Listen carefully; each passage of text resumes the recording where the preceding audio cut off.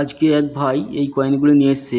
এগুলো হচ্ছে করস কয়েন, 10 রুপি করস কয়েন বা ডাইভার্সিটিও বলা হয় কয়েনগুলিকে। তা এইটা হচ্ছে 2006 সালের, যতগুলি কয়েন নিয়ে এসছে সব 2006 সালের। বাট আমি বলেছিলাম 2005 সালের কয়েনটি রেয়ার কয়েন, আর এই কয়েনটি বেশ দাম ভালো আছে, মানে কন্ডিশন অনুযায়ী কয়েনের দামগুলো হয়। আর এই কয়েনটা হচ্ছে 2006 সালের। 2006 সালের কয়েনগুলি কমন, এই 8 পিস নিয়ে এসছে, সব কটাই কমন। তবে হ্যাঁ, 2007 সালের কয়েন হলে অল্প হলেও তো দাম আছে, কারণ 2007 সালের কয়েনটি হচ্ছে স্ক্যার কয়েন। আর ভাই বলছিল এই কয়েনগুলো মার্কেটে অ্যাভেলেবেল নেই। কথাটা ঠিক, মার্কেটে অ্যাভেলেবেল নেই, এখন এগুলো আর দেখা যায় না, বাট এগুলো কমন। 2006 সালে অনেকগুলো কয়েন এসছে, সব কটাই কমন কয়েন, ঠিক আছে। এগুলোর কোনো মূল্য নেই, আর এগুলো আমি নেবও না, কেননা আমার কাছে অলরেডি 10-15 পিস পড়ে আছে, এগুলো আমি কেন নেব। আর যে করস কয়েন ডাইভার্সিটি 2006, সব 2006, আমি যতগুলি পেয়েছি 2006।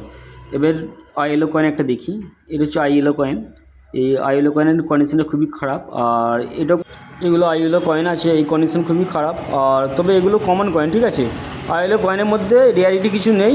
যদি কেউ এটা মনে করে যে এই কয়েনটা আমি আমার কাছে রাখবো 50 টাকা বা 60 টাকা, মিনিট অনুযায়ী একটা দাম আছে, ঠিক আছে। এগুলো স্কেয়ার ক্যাটাগরি, আর কিছু কয়েন কমন ক্যাটাগরি। আইএলও কয়েনের মধ্যে দাম বেশি বা মহামূল্যবান কয়েন সেগুলো হচ্ছে মিউল কয়েনগুলো হয়। তা মিউল কয়েন নিয়ে আমি একটা পরবর্তীকালে একটা ভালো ভিডিও বানাবো, যেহেতু এখন মিউল কয়েন নেই তাই বানাতে পারছি না।